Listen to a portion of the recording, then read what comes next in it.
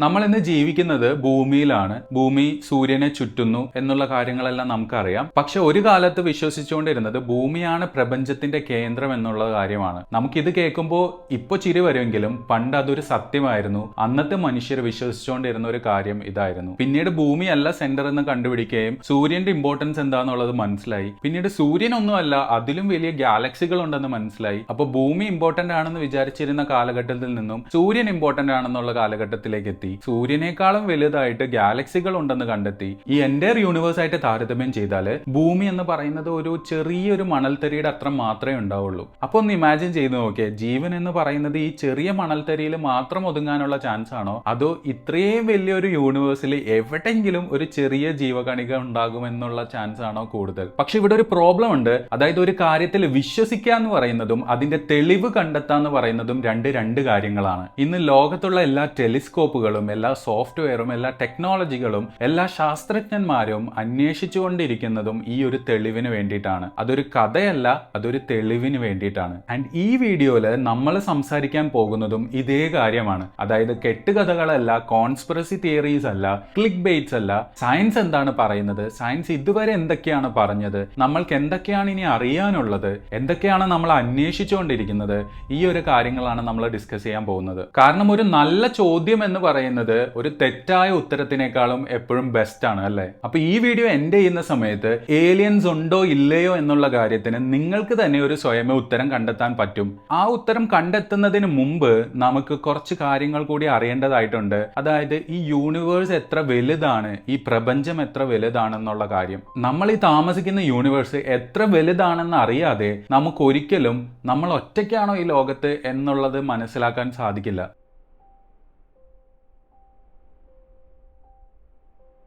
ഒരു ചെറിയ വലിയ ചോദ്യം ചോദിക്കട്ടെ. ഈ ഒബ്സർവബിൾ യൂണിവേഴ്സിന്റെ യഥാർത്ഥ വലിപ്പം എത്രയായിരിക്കും എന്നാണ് നിങ്ങൾ വിചാരിക്കുന്നത്? വളരെ വലുത്, അതിലും വലുത്. നമ്മളുടെ തലച്ചോറിന് ഒരിക്കലും ഈ യൂണിവേഴ്സിന്റെ യഥാർത്ഥ വലിപ്പം എത്രയാണെന്നുള്ളത് പ്രോസസ് ചെയ്യാൻ അല്ലെങ്കിൽ ഇമാജിൻ ചെയ്യാനായിട്ട് പറ്റത്തില്ല എന്നാണ് ഞാൻ വിചാരിക്കുന്നത്. ബിക്കോസ് നമ്മളുടെ ജീവിതം എപ്പോഴും വീട്, ഓഫീസ്, അല്ലെങ്കിൽ സ്കൂള്, അല്ലെങ്കിൽ ഒരു രാജ്യത്തിൽ നിന്നും മറ്റൊരു രാജ്യം, ഇങ്ങനെയുള്ള രീതിയിലാണ് നമ്മളുടെ ബ്രെയിൻ എപ്പോഴും അനലൈസ് ചെയ്യുന്നത്. പക്ഷെ യൂണിവേഴ്സ് ഈ അളവുകോലുകൾ ഒന്നും തന്നെ ഉപയോഗിക്കുന്നില്ല.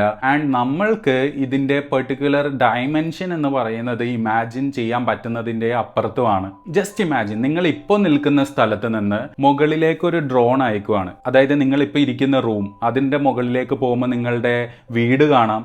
കുറച്ചും കൂടി മുകളിലേക്ക് പോകുമ്പോൾ നിങ്ങളുടെ സിറ്റി കാണാം. പിന്നെയും കുറച്ചുകൂടി മുകളിലേക്ക് പോകുമ്പോൾ നമ്മളുടെ ഡിസ്ട്രിക്റ്റ് കാണാം, കേരളം കാണാം, ഇന്ത്യ കാണാം. അതിന് മുകളിലേക്ക് പോകുമ്പോൾ ഏഷ്യ കാണാം, ഭൂമി കാണാം. ഇപ്പൊ ഭൂമി ചെറുതായി വരുവാണ്. മുകളിലേക്ക് പോകുന്തോറും ഒരു പൊട്ട് പോലെയാണ് ഇപ്പൊ ഭൂമി കാണുന്നത്. ഇപ്പൊ ഭൂമി ഭയങ്കര ചെറുതല്ലേ? ആക്ച്വലി നമ്മൾക്ക് ഭൂമി വളരെ വലുത് തന്നെയാണ്. ബിക്കോസ് നമ്മൾ അതിന്റെ പുറത്ത് ജീവിക്കുന്ന ആളുകൾ തന്നെയാണ്. പക്ഷേ ഒരു സൂര്യന്റെ അടുത്ത് കൊണ്ടുവന്ന് ഭൂമി വെച്ച് കഴിഞ്ഞാൽ എത്രത്തോളം ഡിഫറൻസ് ഉണ്ടാവുന്ന നിങ്ങൾക്ക് ഇമാജിൻ ചെയ്യാലോ. ഏകദേശം 13 ലക്ഷം ഭൂമികൾ സൂര്യനകത്ത് കൊള്ളും എന്നാണ് കണക്ക് പറയുന്നത്. പക്ഷേ സൂര്യൻ ഒരു വലിയ നക്ഷത്രമാണോ? അല്ല. സൂര്യൻ ഒരു ചെറിയ നക്ഷത്രമാണ്. അതിനേക്കാളും വലിയ നക്ഷത്രങ്ങൾ ഈ ഒബ്സർവബിൾ യൂണിവേഴ്സിൽ ഇഷ്ടം പോലെയുണ്ട്. പ്രകാശത്തിന്റെ വേഗതയെ പറ്റി ഞാൻ പറയേണ്ടതായിട്ടുള്ള ആവശ്യം ഒട്ടുമില്ലെന്ന് തോന്നുന്നു. അതായത് ഒരു സെക്കൻഡിൽ 3 ലക്ഷം കിലോമീറ്റർ അതിന് ട്രാവൽ ചെയ്യാൻ പറ്റും. ഭൂമിയെ 7.5 തവണ പ്രകാശത്തിന് ഒരൊറ്റ സെക്കൻഡിൽ ചുറ്റാൻ പറ്റും. ഇതിലും വേഗത്തിൽ യൂണിവേഴ്സിൽ വേറെ ഒന്നും തന്നെ സഞ്ചരിക്കാനില്ല. അപ്പോൾ ജസ്റ്റ് ഇമാജിൻ ചെയ്യൂ ഇതിന്റെ സ്പീഡ് എത്രയായിരിക്കും എന്നുള്ളത്. ആൻഡ് ഈ സ്പീഡിൽ സൂര്യനിൽ നിന്നും പ്രകാശം ഭൂമിയിൽ എത്താൻ വേണ്ടിയിട്ട് ഏകദേശം 8 മിനിറ്റും 20 സെക്കൻഡും വേണം. നമുക്ക് എല്ലാവർക്കും അറിയാം ഭൂമിയായിട്ട് ഏറ്റവും അടുത്തുള്ള നക്ഷത്രം എന്ന് പറയുന്നത് സൂര്യനാണ്. അപ്പൊ സൂര്യൻ കഴിഞ്ഞിട്ടുള്ള നക്ഷത്രത്തിലേക്ക് എത്താൻ വേണ്ടിയിട്ട് എത്ര സമയം എടുക്കും? അത് ഏകദേശം 4.2 വർഷമാണ് എടുക്കുന്നത്. അതായത് പ്രകാശത്തിന് സൂര്യൻ അല്ലാതെയുള്ള ഭൂമിയുടെ ഏറ്റവും അടുത്തുള്ള നക്ഷത്രം, അതായത് പ്രോക്സിമ സെഞ്ചുറി എന്ന് പറയുന്ന നക്ഷത്രത്തിലേക്ക് എത്താൻ വേണ്ടിയിട്ട് ഏകദേശം 4 വർഷം എടുക്കും എന്നുള്ളതാണ്. നിങ്ങൾക്ക് അതിന്റെ ഡയമെൻഷൻ മനസ്സിലായോ എന്നറിയില്ല. അതായത് ലൈറ്റിന് ഒരു സെക്കൻഡിൽ 3 ലക്ഷം ട്രാവൽ ചെയ്യാൻ പറ്റും. ഭൂമിയിൽ നിന്നും സൂര്യനിലേക്ക് ഏകദേശം 8 മിനിറ്റ് മാത്രമേ എടുക്കുകയുള്ളൂ. പക്ഷെ അടുത്ത നക്ഷത്രത്തിലേക്ക് എത്താൻ വേണ്ടിയിട്ട് 4 വർഷം എടുക്കും. അപ്പൊ 4 വർഷം കൊണ്ട് ഈ ലൈറ്റ് എത്ര ദൂരം ട്രാവൽ ചെയ്യുന്നുണ്ടാവും? പക്ഷെ നമ്മൾ സംസാരിച്ചുകൊണ്ടിരിക്കുന്നത് വളരെ അടുത്തുള്ളൊരു നക്ഷത്രത്തിനെ പറ്റിയാണ്. ഈ ഒബ്സർവബിൾ യൂണിവേഴ്സിൽ ഇതുപോലെ എത്ര മില്യൺ ബില്യൺ കണക്കിന് നക്ഷത്രങ്ങളുണ്ട്. അവ എത്ര ദൂരത്തിലാണ് അറേഞ്ച് ചെയ്തിരിക്കുന്നത്? യൂണിവേഴ്സ് എത്ര വലുതാണെന്ന് ചിന്തിക്കാൻ ഈ ഒരു പോയിന്റ് തന്നെ മതി. പക്ഷെ ഈ പോയിന്റിൽ നമുക്ക് നിർത്താൻ പറ്റത്തില്ല. ബിക്കോസ് നമുക്ക് ഗാലക്സിയെ പറ്റി സംസാരിക്കേണ്ടതായിട്ടുണ്ട്. നമ്മളുള്ള ഗാലക്സിയാണ് മിൽക്കി വേ എന്ന് എല്ലാവർക്കും അറിയാം. മിൽക്കി വേയിൽ എത്ര നക്ഷത്രങ്ങൾ ഉണ്ടാവുന്നതാണ് നിങ്ങൾ വിചാരിക്കുന്നത്? 1000, 10,000, ലക്ഷം, വേണ്ട കോടി? ഉത്തരം എന്ന് പറയുന്നത് ഏകദേശം 100 മുതൽ 400 ബില്യൺ സ്റ്റാർസ് ആണ് നമ്മളുടെ ഗാലക്സിയിലുള്ളത്. ബില്യൺ, മില്യൺ അല്ല, ബില്യൺ സ്റ്റാർസ്. അത് നമ്മളുടെ ഗാലക്സിയിൽ. ഇതുപോലെ എത്ര ഗാലക്സികൾ ഈ യൂണിവേഴ്സിൽ ഉണ്ടാവും? സോ കുറച്ചുകൂടി ക്വാണ്ടിഫൈ ചെയ്യാൻ വേണ്ടിയിട്ട് ഒരു എക്സാമ്പിൾ കൂടി പറയാം. അതായത് നിങ്ങൾ ഓരോ നക്ഷത്രങ്ങളും 1 സെക്കൻഡിൽ 1 എന്നുള്ള വിധത്തിൽ എണ്ണി തുടങ്ങുവാന്ന് വിചാരിച്ചോ.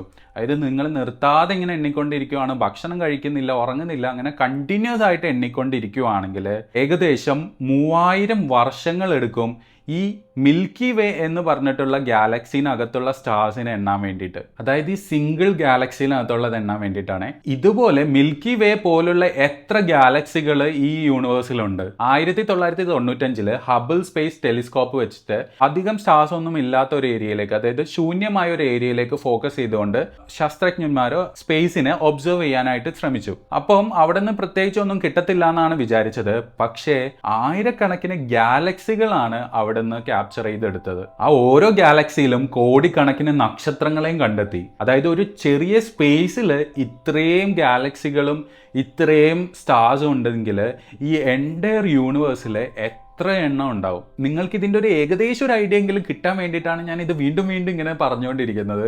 കാരണം അത്രയും വലുതാണ് നമ്മുടെ യൂണിവേഴ്സ് എന്ന് പറഞ്ഞിട്ടുണ്ടെങ്കിൽ. നമ്മൾ ഓരോരുത്തരും അതിൻ്റെ മുമ്പിൽ എത്ര ചെറുതാണ്.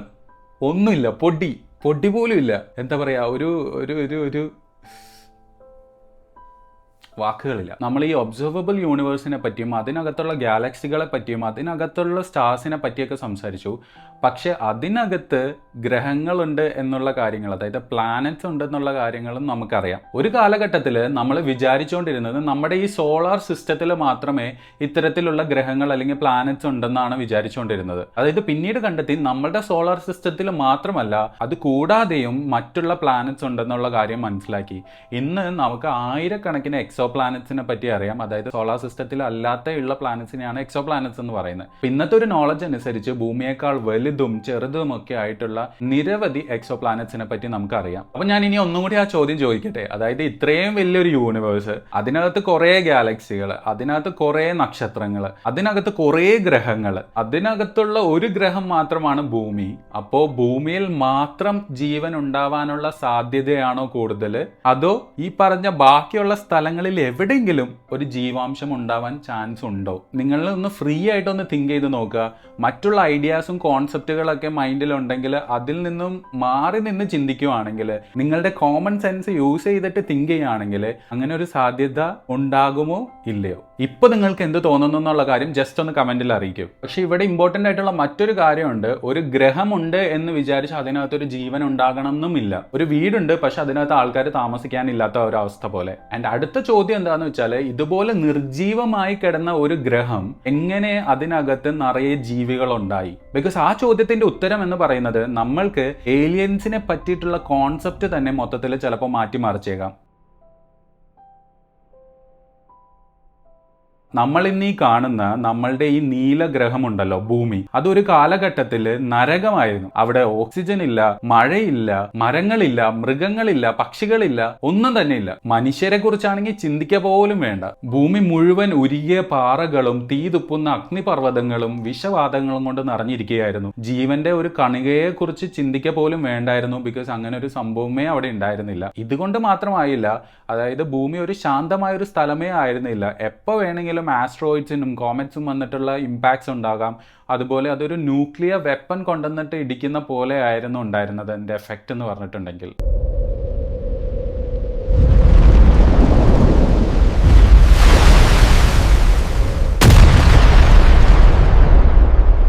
അപ്പോൾ ഒരു ചോദ്യം, ഇവിടെ എങ്ങനെ ജീവൻ ആരംഭിക്കും? എനിക്ക് ഓർമ്മ വരുന്നത് മറ്റേ കരിക്കിനകത്ത് ആര് വെള്ളം നിറയ്ക്കും എന്നുള്ളൊരു ചോദ്യമാണ്. അതുപോലെ ഈ തിളച്ചിരിക്കുന്ന സാധനത്തിനകത്ത് ആര് കൊണ്ടുവന്ന് ജീവൻ വെപ്പിച്ചു? നിങ്ങളുടെ പലരുടെ അടുത്ത് ആൻസർ ഉണ്ടെന്ന് എനിക്കറിയാം, പക്ഷെ ഞാൻ അതിലേക്ക് കടക്കുന്നില്ല. നമുക്ക് വേറെ കുറച്ച് കാര്യങ്ങളെ പറ്റി പറയാം. ഈ ഒരു സ്റ്റേറ്റിൽ ഭൂമിയെ ആര് കണ്ടാലും അപ്പോൾ പറയും, ഇവിടെ എന്തായാലും ജീവൻ ഉണ്ടാകാൻ പോകുന്നില്ല, ബിക്കോസ് അത്രയും നരകമായിട്ടാണ് ഇവിടെ കിടക്കുന്നത്. പക്ഷെ യൂണിവേഴ്സ് നമ്മളെ അത്ഭുതപ്പെടുത്തി. ലക്ഷക്കണക്കിന് വർഷങ്ങൾ കടന്നുപോയി, ഭൂമി പതുക്കെ തണുക്കാൻ തുടങ്ങി. അവിടെ ഉണ്ടായിരുന്ന വാതകങ്ങൾ മേഘങ്ങളായിട്ട് മാറാൻ തുടങ്ങി ആൻഡ് മഴ ഉണ്ടാവാൻ തുടങ്ങി. പക്ഷെ ആ മഴ എന്ന് പറയുന്നത് ഒറ്റ ദിവസം കൊണ്ടോ ഒരു മാസം കൊണ്ടോ നിന്ന മഴയല്ല, അത് വർഷങ്ങളോളം, കോടിക്കണക്കിന് വർഷങ്ങളോളം പെയ്ത മഴയാണ്. അങ്ങനെ ഭൂമിയിലെ ആദ്യത്തെ സമുദ്രങ്ങളുണ്ടായി. അപ്പൊ നമ്മുടെ ഭൂമിയിലെ ആദ്യത്തെ സമുദ്രം, അവിടെ യാതൊരുവിധ ജീവികളില്ല, മത്സ്യങ്ങളില്ല, മൃഗങ്ങളില്ല, ഒന്നും തന്നെ ഇല്ല. പക്ഷേ അവിടെ ആദ്യമായി ഒരു ജീവി രൂപപ്പെടാൻ പോവുകയാണ്, അല്ലെങ്കിൽ ഒരു ജീവന്റെ കണിക രൂപപ്പെടാൻ പോവുകയാണ്.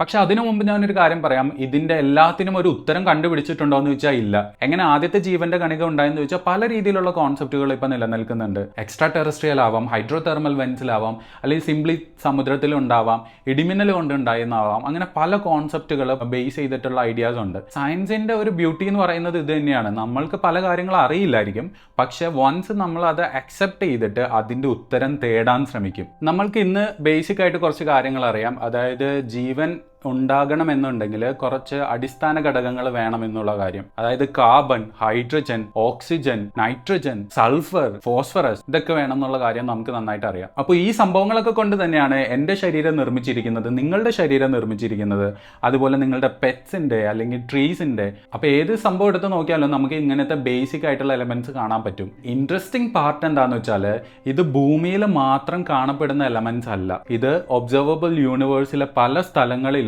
ഉള്ള കോമൺ എലമെന്റ്സ് ആണ്. അപ്പൊ ഞാൻ എന്താണ് ഉദ്ദേശിച്ചതെന്നുള്ളത് നിങ്ങൾക്ക് മനസ്സിലായി കാണുമല്ലോ. നമ്മളുടെ ശരീരത്തിന്റെ ഓരോ കാർബൺ ആറ്റം എന്ന് പറയുന്നത് ഒരിക്കൽ ഒരു സ്റ്റാറിന്റെ ഉള്ളിലുണ്ടായിരുന്ന ഒരു സംഭവമാണ്. നമ്മൾ സ്കൂൾസിലൊക്കെ പഠിക്കുന്ന ഒരു one of the famous experiment ആണ് മില്ലർ യൂറേ എക്സ്പെരിമെന്റ് എന്ന് പറഞ്ഞിട്ടുണ്ടെങ്കിൽ. ആദ്യകാല ഭൂമിയുടെ അന്തരീക്ഷം ഉണ്ടല്ലോ, അവർ ലാബിൽ തന്നെ സൃഷ്ടിക്കാനായിട്ട് ശ്രമിച്ചു. അതായത് ഒരു ഗ്ലാസ് പാത്രത്തിനുള്ളിൽ കുറച്ച് വെള്ളം, കുറച്ച് വാതകങ്ങൾ, അതുപോലെ മിന്നൽ അനുകരിക്കാൻ വേണ്ടിയിട്ട് വൈദ്യുത സ്പാർക്കുകൾ, അങ്ങനെയൊക്കെ ചെയ്തു. അപ്പോൾ കുറച്ച് ദിവസങ്ങൾക്ക് ശേഷം ഇവർ എന്താണ് ഒബ്സർവ് ചെയ്തത്, ആൻഡ് അവരുടെ ഈ ഫേമസ് എക്സ്പെരിമെന്റിൽ നിന്നും അവരൊരു കാര്യം കണ്ടെത്തി. അതിനകത്ത് ജീവനൊന്നും പുതുതായിട്ട് ഉണ്ടായി വന്നില്ല, പക്ഷേ അമിനോ ആസിഡ്സ് അതിനകത്ത് ഫോം ചെയ്യുന്നതായിട്ട് മനസ്സിലായി. അതായത് നമ്മുടെ ശരീരത്തിന്റെ പ്രോട്ടീൻസിന്റെ ഒക്കെ ബേസിക് ബിൽഡിംഗ് ബ്ലോക്സ് ആണ് ഈ അമിനോ ആസിഡ്സ് എന്ന് പറഞ്ഞിട്ടുണ്ടെങ്കിലും. അപ്പോൾ ഭൂമിയിലെ ആദ്യ കാലഘട്ടത്തിലെ ഒരു എൻവയൺമെന്റ് ക്രിയേറ്റ് ചെയ്തിട്ട് അതിനകത്ത് ജീവന്റെ ബിൽഡിംഗ് ബ്ലോക്സ് സ്വാഭാവികമായി രൂപപ്പെടും എന്നുള്ളൊരു കാര്യമാണ് അവർ പ്രൂവ് ചെയ്തത്. അപ്പോൾ ഒരു ജീവൻ എങ്ങനെ ആരംഭിച്ചു എന്നുള്ളത് പ്രൂവ് ചെയ്തില്ലെങ്കിലും അതൊരു വലിയ വഴിത്തിരിവായിരുന്നു. ഒരു കാലഘട്ടത്തിൽ ജീവൻ നിലനിൽക്കണം എന്നുണ്ടെങ്കിൽ സൂര്യപ്രകാശം ആവശ്യമാണെന്ന് വിശ്വസിച്ചിരുന്നു സയന്റിസ്റ്റ്. പിന്നീടാണ് ഹൈഡ്രോ തെർമൽ വെൻസ് നമ്മളുടെ സമുദ്രത്തിന്റെ അടിയിൽ കണ്ടുപിടിക്കുന്നത്. അവിടെ സൂര്യപ്രകാശമില്ല, അവിടുത്തെ പ്രഷർ ആണെങ്കിൽ എക്സ്ട്രീം പ്രഷറാണ്, ചൂടാണെങ്കിൽ വെള്ളം തിളയ്ക്കുന്നതിന് അടുത്തുള്ള ഒരു ചൂടാണ്. എന്നിട്ടും അവിടെ വളരെയധികം ലൈഫ് ഉണ്ടെന്ന് കണ്ടുപിടിക്കുന്നു. അപ്പോൾ അവിടെ ബാക്ടീരിയ വളരുന്നു, അവിടെ ട്യൂബ് വേംസ് വളരുന്നു, ക്രാബ്സ്, ഷ്രിംസ്, പോളിക്കീറ്റ്സ്, അങ്ങനെ കുറേ ഓർഗാനിസംസ് അവിടെ ഉണ്ട്. അപ്പോൾ ഒരു എനർജി എന്ന് പറയുന്ന കാര്യം അവർ സൂര്യനിൽ നിന്നല്ല നേടുന്നത്, അവർ രാസപ്രവർത്തനങ്ങളിലൂടെയാണ് ഈ പറഞ്ഞ പരിപാടികളെല്ലാം നടത്തുന്നത്. ഈ ഒരു കണ്ടുപിടുത്തം എന്ന് പറയുന്നത് നമുക്ക് ജീവനെ കുറിച്ചുള്ള നമ്മുടെ ധാരണ തന്നെ മാറ്റിമറിച്ചു. കാരണം നമ്മൾ കുറച്ചും കൂടി പവർഫുൾ ആണെന്നുള്ളൊരു കാര്യമാണ് മനസ്സിലായത്. ചിലപ്പോൾ ഭൂമിയിൽ ജീവൻ ഉണ്ടായത് ഈ ഹൈഡ്രോതെർമൽ വെൻസിന്റെ നിയർ ബൈ ആയിരിക്കും എന്നുള്ളൊരു ഐഡിയയും കൂടി ഇത് കൊണ്ടുവന്നു. നമുക്കിനി ഭൂമിയിലെ കുറച്ച് ജീവികളെ പറ്റിയിട്ട് നോക്കാം. ചില ബാക്ടീരിയ കഠിനമായിട്ടുള്ള ആസിഡിലാണ് ജീവിക്കുന്നത്, ചിലരാണെങ്കിൽ മരവിപ്പിച്ച തണുപ്പിലാണ് താമസിക്കുന്നത്, ചിലരാണെങ്കിൽ റേഡിയേഷൻ നിറഞ്ഞ സ്ഥലങ്ങളിലാണ് താമസിക്കുന്നത്, ചിലരാണെങ്കിൽ തിളച്ച വെള്ളത്തിനടുത്താണ് താമസിക്കുന്നത്. ഇവരെ എക്സ്ട്രീമോഫൈൽസ് എന്നാണ് പറയുന്നത്. ആൻഡ് ഇവർ തരുന്ന സന്ദേശം എന്ന് പറയുന്നത് വളരെ വലുതാണ്. ജീവൻ എന്ന് പറയുന്ന കാര്യം ഒരു അവസരം കിട്ടുവാണെങ്കിൽ എവിടെ വേണമെങ്കിലും സർവൈവ് ചെയ്യും എന്നുള്ളൊരു ഐഡിയ ആണ് ഇവർ തരുന്നത്. ഈ സെയിം നോളജ് തന്നെ നമ്മളൊന്ന് ജസ്റ്റ് പുറത്തേക്കൊന്ന് അപ്ലൈ ചെയ്ത് നോക്കാം. അതായത് ഭൂമിയുടെ പുറത്തേക്ക്. മാർസിലാണെങ്കിൽ ഒരു സമയത്ത് അവിടെ നദികൾ ഉണ്ടായിരുന്നു. യൂറോപ്പ, അവിടെയാണെങ്കിൽ മഞ്ഞിനടിയിൽ മേ ബി കുറച്ച് സമുദ്രങ്ങൾ ഉണ്ടായിരിക്കാം. അതുപോലെ എൻസെലാഡസ്, ടൈറ്റാൻ, ഇങ്ങനെയുള്ള സ്ഥലങ്ങളിലെല്ലാം നമ്മൾ ഈ പറയുന്ന പോലെയുള്ള സിറ്റുവേഷൻസ് ആണ് ഉള്ളത്. പക്ഷേ എക്സാക്ട്ലി ഭൂമിയെ പോലെയുള്ളതെന്നല്ല, പക്ഷെ ഭൂമി ആദ്യം എങ്ങനെ ഉണ്ടായിരുന്നു അതുപോലുള്ള സിറ്റുവേഷൻസ് ഒക്കെ അവിടെയും ഉണ്ടാകാം. അപ്പോൾ ഇന്നത്തെ ഭൂമി എന്ന് പറയുന്നത് മുമ്പുള്ള ഭൂമിയെ പോലെയല്ല.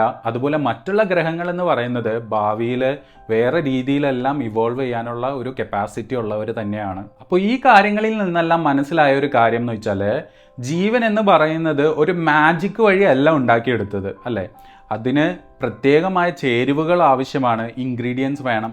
അപ്പം അതെന്ന് പറയുന്നത് സുലഭമായിട്ട് ലോകത്ത് എല്ലായിടത്തും ഉണ്ട്. ഐ മീൻ യൂണിവേഴ്സിൽ എല്ലായിടത്തും ഉണ്ട്. അപ്പോൾ കാർബൺ ഉണ്ട്, വാട്ടർ ഉണ്ട്, ഈ പറഞ്ഞ എലമെന്റ്സ് മിക്കതും ഉണ്ട്. എങ്കിൽ ജീവൻ മാത്രം സ്പെഷ്യലൈസ് ചെയ്യുന്നത് ഒരു ഭൂമിയിലേക്ക് എന്നുള്ളൊരു കോൺസെപ്റ്റിൽ നമ്മൾ വിശ്വസിക്കേണ്ടതായിട്ടുണ്ടോ? അത് പുറത്തും കാണാൻ ചാൻസ് ഇല്ലേ?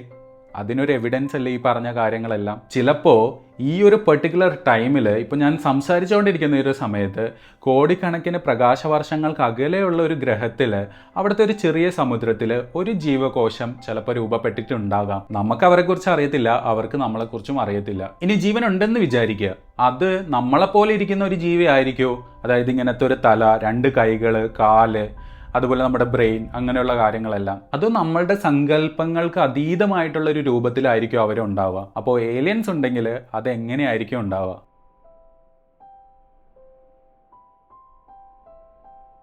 ഓക്കെ, നിങ്ങളിപ്പോൾ ഒന്ന് കണ്ണുകൾ അടയ്ക്ക്. ഞാൻ ഒരു കാര്യം പറയാൻ വേണ്ടിയിട്ടാണ്. ഈ ഒരു വാക്ക് പറയുമ്പോൾ നിങ്ങളുടെ മനസ്സിലേക്ക് എന്താണ് വരുന്നതെന്നുള്ളതൊന്ന് ആലോചിച്ച് നോക്കൂ. വാക്കാണ് ഏലിയൻ. കണ്ണുറന്നു. എന്താണ് നിങ്ങളുടെ മനസ്സിൽ വന്നൊരു ചിത്രം? അതൊരു വലിയ തല, അല്ലെങ്കിൽ വലിയ കണ്ണുകൾ, ഒരു കറുത്ത കണ്ണുകൾ, നീണ്ട രൂപം, അല്ലെങ്കിൽ ഒരു പച്ച കളറിലെ ബോഡി, അല്ലെങ്കിൽ ഒരു ഗ്രേ കളറിലെ ബോഡി, അങ്ങനെയൊക്കെയല്ലേ ഉണ്ടാവുക. ഈവൻ ഞാൻ ഈ യൂട്യൂബ് വീഡിയോയുടെ തംബ്നെയിലിൽ യൂസ് ചെയ്തിട്ടുള്ള പിക്ചർ പോലും അങ്ങനത്തെ ഒരു ഇമേജ് ആണ്. പക്ഷെ ഒരു ചെറിയ പ്രശ്നമുണ്ട്. ഇത് നമ്മൾ സയൻറ്റിഫിക്കലി പ്രൂവ്ഡ് ആയിട്ടുള്ളൊരു കാര്യമല്ല, അല്ലെങ്കിൽ സയൻസ് കണ്ടുപിടിക്കുന്ന ഒരു കാര്യമല്ല. ഇത് ജസ്റ്റ് സിനിമയിൽ നിന്നുണ്ടായി വന്ന ഒരു രൂപം മാത്രമാണ്. നമ്മളുടെയൊക്കെ തലേനകത്തുള്ള ഈ ഏലിയൻ്റെ രൂപത്തിന് സയൻസിലെ യാതൊരുവിധ അടിസ്ഥാനവുമില്ല, അത് പ്രൂവ്ഡ് അല്ല. അപ്പോൾ ഏലിയൻ ഉണ്ടെങ്കിൽ അത് ഏത് രൂപത്തിലായിരിക്കും ഉണ്ടാവുക? ഇതിൻ്റെ ഒരു ഉത്തരം കണ്ടുപിടിക്കാൻ വേണ്ടിയിട്ട് നമുക്ക് മറ്റൊരു ഗ്രഹത്തിൽ പോയി നോക്കേണ്ട ആവശ്യമൊന്നും ഇല്ല. അതായത് നമ്മളുടെ ഭൂമിയിൽ തന്നെ നോക്കുവാണെങ്കിൽ എവല്യൂഷണറി പേഴ്സ്പെക്റ്റീവിൽ ഡിഫറെൻറ്റ് ടൈപ്സ് ഓഫ് അനിമൽസും പ്ലാന്റ്സും നമ്മളുടെ ലോകത്ത് എക്സിസ്റ്റ് ചെയ്യുന്നുണ്ട്. അപ്പോൾ അവരിലേക്ക് തന്നെ നോക്കുവാണെങ്കിൽ നമുക്ക് കുറേയൊക്കെ ആൻസേഴ്സ് കിട്ടും. നമുക്കിനി കുറച്ച് രസകരമായിട്ടുള്ള ജീവികളെ പറ്റി നോക്കാം. നമുക്ക് ഭൂമിയിലെ ഏലിയൻസ് എന്ന് തന്നെ ഇവരെ പറയാം. ഞാൻ കുറച്ച് ക്യാരക്ടേഴ്സ് പറയാം, നിങ്ങൾക്കത് ഗസ് ചെയ്യാൻ പറ്റുന്നുണ്ടോ എന്നുള്ള കാര്യം നോക്കാം. ആദ്യത്തെ ജീവിക്ക് 3 ഹൃദയങ്ങളുണ്ട്. അവരുടെ ബ്ലഡ് എന്ന് പറഞ്ഞിട്ടുണ്ടെങ്കിൽ ബ്ലൂ ബ്ലഡാണ്. അതുപോലെ ഇവർക്ക് 8 കൈകളുണ്ട്, അതുപോലെ 9 ബ്രെയിൻ ഉണ്ട്. ആൻഡ് ഇവരുടെ നിറം എന്ന് പറയുന്ന കാര്യം പലപ്പോഴും മാറ്റി കളിക്കാൻ പറ്റുന്ന രീതിയിലുള്ള ഒരു നിറമാണ്. ആൻഡ് ഇവരുടെ ബോഡി ടെക്സ്ചേഴ്സ് പോലും ഇവർക്ക് ചേഞ്ച് ചെയ്യാനായിട്ട് പറ്റും. ഓൾസോ ഇവർക്ക് കുപ്പി തുറക്കാൻ അറിയാം, പസിൽ സോൾവ് ചെയ്യാൻ അറിയാം. അതായത് ഭയങ്കര ഇൻ്റലിജൻ്റ് ആണ്. ആരായിരിക്കും ഈ ഒരു ജീവി? ഇത് ഭൂമിയിലെ ജീവി തന്നെയാണ്, ഏലിയൻ ഒന്നും അല്ല, ഒക്ടോപസ്. ഇനി മറ്റൊരു ജീവി, അതിൻ്റെ കണ്ണുകൾ എന്ന് പറഞ്ഞിട്ടുണ്ടെങ്കിൽ നമ്മളുടെ കണ്ണുകൾ പോലെയല്ല. നമുക്കാണെങ്കിൽ ബേസിക്കലി 3 കളേഴ്സാണ് കാണാൻ പറ്റുന്നത്, റെഡ്, ഗ്രീൻ, അതുപോലെ ബ്ലൂ. പക്ഷെ ഇവർക്ക് പല മടങ്ങ് കളറുകൾ കാണാനായിട്ട് പറ്റും. അതായത് നമ്മൾക്ക് സങ്കല്പിക്കാൻ പോലും പറ്റാത്ത ഒരു ലോകമാണ് അവർ കണ്ടുകൊണ്ടിരിക്കുന്നത്. ആൻഡ് അവരുടെ പേരാണ് മാൻഡിസ് ഷ്രിംപ്. ഇനി ഒരു സൂപ്പർ ഹീറോയുടെ കാര്യം പറയാം. ഇവർ സ്പേസിൽ വരെ പോയിട്ടുണ്ട് വിത്തൗട്ട് എനി പ്രൊട്ടക്ഷൻ. ആൻഡ് ഇവർ വളരെ മണൽത്തരിയിനേക്കാളും ചെറുതായിട്ടുള്ള ഒരു ഓർഗാനിസമാണ്. പക്ഷേ ഇവർക്ക് വെള്ളമില്ലാതെ ജീവിക്കാൻ പറ്റും, കഠിനമായ തണുപ്പിൽ താമസിക്കാൻ പറ്റും, ഈവൻ റേഡിയേഷൻ പോലും വിത്ത്സ്റ്റാൻഡ് ചെയ്യാൻ പറ്റും. ഇതാണ് ടാർഡിഗ്രേഡ് അല്ലെങ്കിൽ വാട്ടർ ബെയർ. ആൻഡ് ജീവൻ എത്രത്തോളം കരുത്തുറ്റതാണെന്ന് കാണിക്കാൻ പറ്റുന്ന ഒരു എക്സാമ്പിളാണ് നമ്മളുടെ ടാർഡിഗ്രേഡ് എന്ന് പറയുന്നത്. ഇവരെ എല്ലാവരും നമുക്ക് ഓൾറെഡി അറിയാവുന്നത് കൊണ്ട് നമുക്ക് വിചിത്രമായിട്ട് തോന്നില്ല. പക്ഷേ അവർ എവല്യൂഷണറി പേഴ്സ്പെക്റ്റീവിലും ബോഡി പേഴ്സ്പെക്റ്റീവ്സിലൊക്കെ അവർ വളരെ തന്നെ ഡിഫറെൻ്റ് ആയിട്ടുള്ള ഓർഗാനിസംസ് ആണ്. അല്ലെങ്കിൽ അവരുടെ കപ്പാസിറ്റികൾ എന്ന് പറയുന്നത് വളരെയധികം വിചിത്രമാണ്. ഭൂമിയിലെ ജീവികൾ ഇത്രയും വിചിത്രമാണെങ്കിൽ ഏലിയൻസ് ഫോം ചെയ്യുവാണെങ്കിൽ അവരെങ്ങനെയായിരിക്കും ഉണ്ടാവുക? നമുക്കത് നോക്കാം. ഓക്കെ, ഒരു ഗ്രഹം, ആ ഗ്രഹം മൊത്തം മരുഭൂമി മാത്രമേ ഉള്ളൂ. അവിടെ വെള്ളം എന്ന് പറയുന്ന പേഴ്സ്പെക്റ്റീവേ ഇല്ല, വെള്ളം വളരെ ലിമിറ്റഡ് ആണ്. അങ്ങനെ ഒരു സാഹചര്യത്തിൽ അവിടെ ഇവോൾവ് ചെയ്യുന്ന ഓർഗാനിസം എന്ന് പറയുന്നത് എങ്ങനെയായിരിക്കും?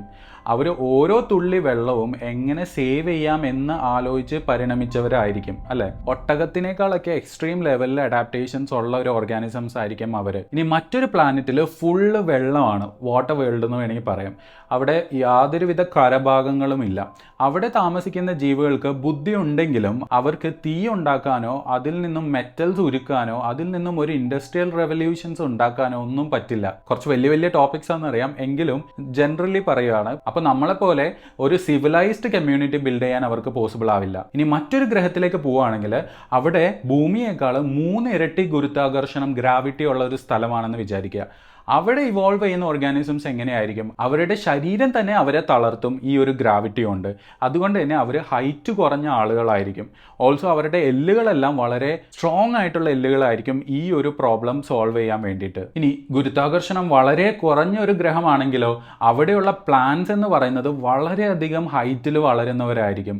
അവിടുത്തെ അനിമൽസിൻ്റെ കൈകാലുകൾ എന്ന് പറയുന്നത് വളരെയധികം ലോങ് ആയിട്ടുള്ളവരായിരിക്കും. മേ ബി അവർ ട്രാവൽ ചെയ്യുന്നത് വിൻഡ് ഡിസ്പേഴ്സലൊക്കെ വഴി സീഡ്സ് ട്രാവൽ ചെയ്യില്ലേ, അതുപോലെ ചിലപ്പോൾ കാറ്റിൽ ഒഴുകി നടക്കുന്ന പോലെ ആയിരിക്കും അവർ സഞ്ചരിക്കുന്നത്. ഇനി മറ്റൊരു ഗ്രഹം അത് ചുറ്റുന്നത് ഒരു ചുവന്ന സൂര്യനും ചുറ്റുമാണെന്ന് വിചാരിക്കുക. അങ്ങനെയാണെങ്കിൽ അവിടുത്തെ ലൈറ്റ്സ് എല്ലാം റെഡ് കളർ ആയതുകൊണ്ട് തന്നെ അവിടെ മേ ബി ഒരു ഇൻഫ്രാറെഡ് വിഷൻ പോസിബിൾ ആയിട്ടുള്ള ഓർഗാനിസംസ് ആയിരിക്കും ഉണ്ടാവുക. മേ ബി അവർക്ക് മാഗ്നറ്റിക് ഫീൽഡ് ഡിറ്റക്ട് ചെയ്യാനുള്ള ഒരു കപ്പാസിറ്റിയും ഉണ്ടാവാം. ഈ പറഞ്ഞ 2 കപ്പാസിറ്റിയും നമ്മളുടെ ഭൂമിയിലെ പല ഓർഗാനിസംസിനും ഉണ്ട്. ഏലിയൻസിനാണെങ്കിൽ ഇരുട്ടുള്ള സ്ഥലത്താണ് താമസിക്കുന്നതെങ്കിൽ ചിലപ്പോൾ അവർക്ക് കണ്ണുകൾ തന്നെ ഉണ്ടാവണമെന്നില്ല, അല്ലെങ്കിൽ അവർക്ക് 5 കണ്ണുകൾ ചിലപ്പോൾ ഉണ്ടാകാം. ചിലപ്പോൾ ശബ്ദം കൊണ്ട് ലോകത്തെ തിരിച്ചറിയുന്നതായിരിക്കാം, ചിലപ്പോൾ വൈദ്യുത സിഗ്നൽ കൊണ്ട് തിരിച്ചറിയുന്നവരായിരിക്കാം, ചിലപ്പോൾ നമുക്ക് ഇമാജിൻ ചെയ്യാൻ പോലും പറ്റാത്ത സെൻസറി ഓർഗൻസ് ആയിരിക്കും അവർക്ക് ഉണ്ടാവുക. നമ്മൾ ചെയ്യുന്ന ഒരു വലിയ മിസ്റ്റേക്ക് എന്ന് പറഞ്ഞാൽ ഒരു ഏലിയൻ ഉണ്ടെങ്കിൽ അത് നമ്മളെപ്പോലെ ഇരിക്കുമെന്ന് വിചാരിക്കുന്നതാണ്. അത് ഏത് രൂപത്തിൽ വേണമെങ്കിലും ആവാം. ചിലപ്പോൾ അതൊരു ബാക്ടീരിയ പോലെ ആവാം. നമ്മളെക്കാളും കൂടുതൽ ഇന്റലിജന്റ് ആവാം, ചിലപ്പോൾ കുറവ് ഇന്റലിജൻസും ആയിരിക്കാം. ചിലപ്പോൾ ഇന്റലിജൻസ് തന്നെ ഉണ്ടാവണമെന്ന് തന്നെ ഇല്ല. ബിക്കോസ് ജീവൻ ഉണ്ടാകുന്നു എന്നുള്ളൊരു പെർസ്പെക്റ്റീവും ഇന്റലിജന്റ് ആകുന്നു അല്ലെങ്കിൽ സിവിലൈസ്ഡ് ആകുന്നു എന്നുള്ളൊരു പെർസ്പെക്റ്റീവും രണ്ടും രണ്ടാണ്. അത് 2 വ്യത്യസ്ത കഥകളാണ്.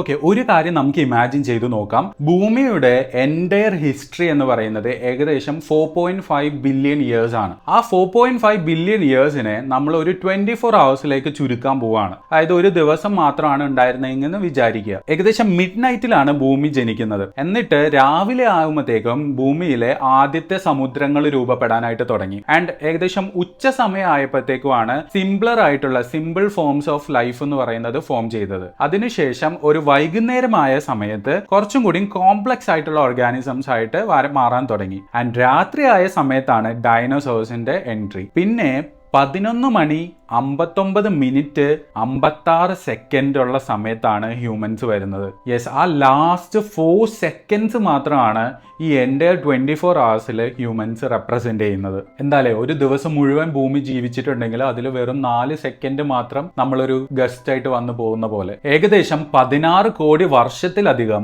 ഈ ഡൈനോസോഴ്സ് ഈ ലോകത്ത് ഇങ്ങനെ വിഹരിച്ചിരുന്നു. അവരായിരുന്നു എല്ലാ സ്ഥലങ്ങളിലും റെപ്രസെന്റ് ചെയ്തിരുന്നത്. അതായത് ലാർജ് പ്രിഡേറ്റേഴ്സ്, സ്മോൾ പ്രിഡേറ്റേഴ്സ്, അതുപോലെ ഹെർബിവോഴ്സ്, ഓംനിവോഴ്സ് എല്ലാവരെയും റെപ്രസെന്റ് ചെയ്തിരുന്ന ഒരു ഗ്രൂപ്പായിരുന്നു ഈ ഡൈനോസോഴ്സ് എന്ന് പറഞ്ഞിട്ടുണ്ടെങ്കിൽ. പക്ഷേ ആ സമയത്ത് ആരെങ്കിലും ചോദിക്കുകയാണ് ഫ്യൂച്ചർ ഓഫ് ദ എർത്ത് എന്ന് പറയുന്നത് ആരുടെ ആയിരിക്കും എന്ന് ചോദിച്ചാൽ ഒബ്വിയസ്ലി ഈ ഡൈനോസോഴ്സിന്റെ കാര്യമാണ് പറയുന്നുണ്ടാവുക. ആ സമയത്ത് ഈ മാമൽസിന്റെ ഒക്കെ ഒരു സ്മോൾ കോമൺ ആൻസിസ്റ്റർ അവിടെ ജീവിച്ചിരിപ്പുണ്ടായിരുന്നു. അപ്പൊ അവരെ പറ്റി വലിയ ഇമ്പോർട്ടൻസ് ഒന്നും ഉണ്ടായിരുന്നില്ല. അവർ നശിച്ചു പോകും എന്നുള്ള ഒരു ഐഡിയ ആയിരിക്കും ആ സമയത്ത് നോക്കിക്കഴിഞ്ഞാൽ നമുക്ക് ഉണ്ടാവുക. ആ ചെറിയ ജീവികള് രാത്രി പുറത്തിറങ്ങി അതുപോലെ ഭയന്ന് ജീവിച്ചു, വേട്ടക്കാരിൽ നിന്നൊക്കെ ഒളിച്ചു ജീവിച്ചു. പക്ഷെ അവര് ശക്തരായിരുന്ന ആൾക്കാരല്ല, അവര് വേഗമുള്ള ആൾക്കാരും ആയിരുന്നില്ല. സംഹൗ അവര് രക്ഷപ്പെട്ടു, അവര് അതിജീവിച്ചു. ഏകദേശം 66 മില്യൺ ഇയേഴ്സ് അഗോ വലിയൊരു ആസ്ട്രോയിഡ് ഭൂമിയിൽ വന്നിട്ട് വീഴാനായിട്ട് കാരണമായി. ആ ആസ്ട്രോയിഡിന്റെ ഡയമീറ്റർ എന്ന് പറഞ്ഞാൽ ഏകദേശം 10 കിലോമീറ്റർ ആയിരുന്നു.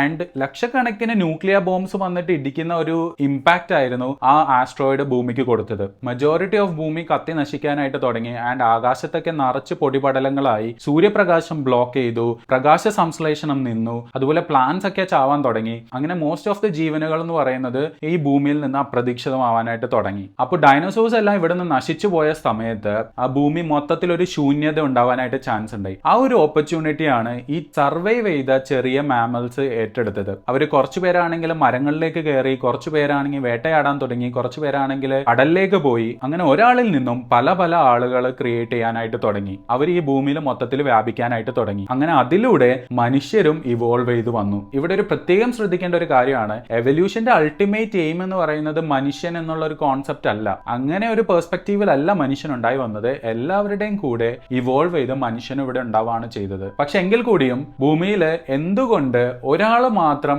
റേഡിയോ സിഗ്നൽസ് ഉണ്ടാക്കി, ഒരാൾ മാത്രം പ്ലെയിൻസ് ഉണ്ടാക്കി, ഒരാൾ മാത്രം റോക്കറ്റ് ഉണ്ടാക്കി, ഒരാൾ മാത്രം ചന്ദ്രനിൽ കാലുകുത്തി? മനുഷ്യൻ എന്തുകൊണ്ടെന്ന് ചോദിച്ചാൽ നമുക്ക് പ്രത്യേകിച്ച് ഉത്തരവൊന്നുമില്ല. എവല്യൂഷൻ നടന്ന സമയത്ത് നമ്മൾ കുറച്ച് ഇന്റലിജന്റ് ആയിട്ട് മാറാനായിട്ട് തുടങ്ങി. അതിനെ സഹായിച്ച കുറച്ച് കാര്യങ്ങളാണ് നമ്മുടെ കൈകള്, വിരലിലെ ഒപ്പോസിബിൾ തംസ്, അതുപോലെ ഉപകരണങ്ങൾ നിർമ്മിക്കാനുള്ള കഴിവ്, തീ ഉപയോഗിച്ചത്, ഭാഷ, സഹകരണം, അറിവ്, ക്രിയേറ്റ് ചെയ്ത നോളജ് തലമുറകളിലേക്ക് കൈമാറാനുള്ള ഒരു കഴിവ്. ആൻഡ് ഇതെല്ലാം കൂടി ജോയിൻ ചെയ്തപ്പോൾ ഒരു പുതിയ ശക്തി ജനിച്ചു. അതാണ് സംസ്കാരം അല്ലെങ്കിൽ സിവിലൈസേഷൻ എന്ന് പറഞ്ഞിട്ടുണ്ടെങ്കിൽ. ഒരു സിംഹം എങ്ങനെയാണോ 100 വർഷം മുമ്പ് വേട്ടയാടിയത് അതുപോലെ തന്നെയാണ് ഇന്നും വേട്ടയാടുന്നത്. അതിനും വളരെ വലിയ വ്യത്യാസങ്ങളൊന്നും സംഭവിച്ചിട്ടില്ല. പക്ഷേ ഒരു കുട്ടി ജനിക്കുമ്പോൾ അവന് വീണ്ടും തീ കണ്ടുപിടിക്കേണ്ടതായിട്ടില്ല, അവന് വീണ്ടും ചക്രം കണ്ടുപിടിക്കേണ്ടതായിട്ടില്ല. അവൻ മുൻ തലമുറയിൽ നിന്ന് അറിവ് സ്വീകരിച്ചാണ് തുടങ്ങുന്നത്. ആൻഡ് ഇത് തന്നെയാണ് ഹ്യൂമന്റെ ഒരു സൂപ്പർ പവർ എന്ന് പറഞ്ഞിട്ടുണ്ടെങ്കിൽ. ഒരിക്കല് നമ്മൾ ഗുഹകളിലാണ് താമസിച്ചുകൊണ്ടിരുന്നത്. പിന്നീട് നമ്മൾ കൃഷി പഠിച്ചു,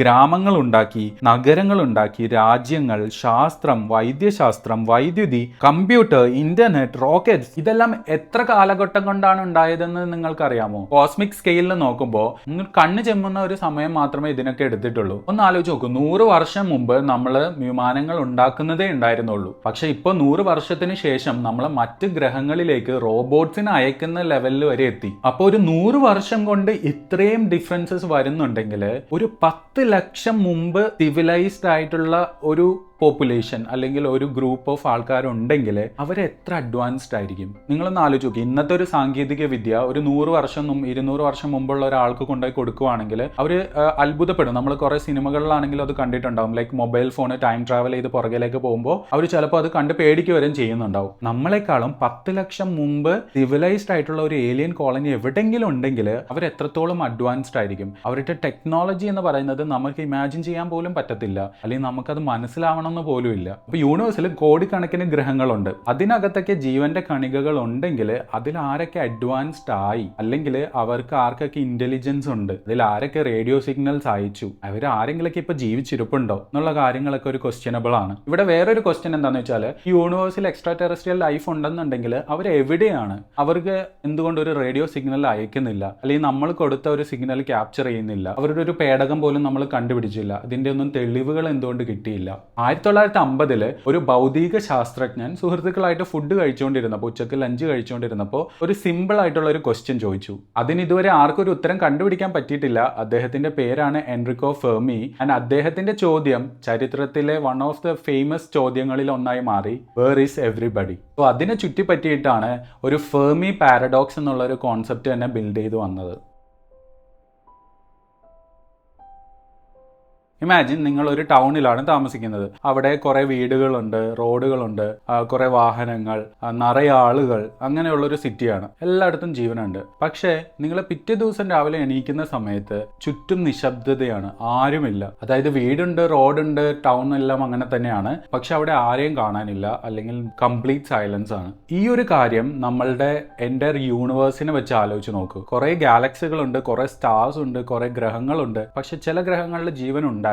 പക്ഷേ എന്തുകൊണ്ട് അവർ നിശബ്ദരായി? ജീവൻ ഉണ്ടെങ്കിൽ എന്തുകൊണ്ട് അത് നിശബ്ദമായിരിക്കുന്നു? So where is everybody? So ഇവിടെയാണ് വേർ ഈസ് എവ്രിബഡി എന്നുള്ള ഒരു ക്വസ്റ്റ്യൻ റെലവന്റ് ആവുന്നത്, അല്ലെങ്കിൽ ഫെർമി പാരഡോക്സ്. ഒരു ജീവിച്ചിരിപ്പുണ്ടെങ്കിൽ ഇവരൊക്കെ എവിടെയാണ്? ഒരു ചെറിയ കണക്കൂട്ടൽ നടത്താം. നമ്മുടെ ഗാലക്സിക്ക് ഏകദേശം 13 ബില്യൺ വർഷത്തെ പഴക്കമുണ്ട്. മനുഷ്യന്റെ സാങ്കേതിക സംസ്കാരത്തിനാണെങ്കിൽ എത്രയാണ്? ഏകദേശം 100 വർഷമാണ് നമ്മൾ അത്രയും ഡെവലപ്ഡ് ആയിട്ടുള്ളൂ. ഈ കോസ്മിക് സ്കെയിലിൽ നോക്കുന്ന സമയത്ത് ഇത് വളരെ ഒരു ചുരുങ്ങിയ സമയമാണ്, അല്ലേ? പക്ഷെ നമ്മളെക്കാളും ഒരു 10 ലക്ഷം വർഷം പഴക്കമുള്ള ഒരു സിവിലൈസേഷൻ ഉണ്ടെന്ന് വിചാരിക്കുക. ഒരു സാങ്കേതികപരമായിട്ട് അത്രയും അഡ്വാൻസ്ഡ് ആണ്. പ്രപഞ്ചത്തിന്റെ ചരിത്രത്തിൽ വെച്ച് നോക്കുമ്പോൾ സ്റ്റിൽ അത് വലിയൊരു കാര്യമൊന്നുമല്ല.